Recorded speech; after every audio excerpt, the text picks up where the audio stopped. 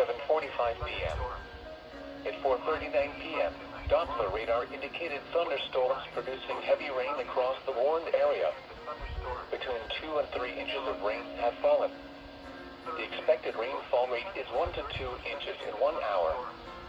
Flash flooding is ongoing or expected to begin shortly. Hazard: flash flooding caused by thunderstorms. Source: radar. Impact: flash flooding of small creeks and streams, urban areas, highways, streets, and underpasses, as well as other poor drainage and low-lying areas. Some locations that will experience flash flooding include Branson and Trinchera. Turn around. Don't drown when encountering flooded roads. Most flood deaths occur in vehicles.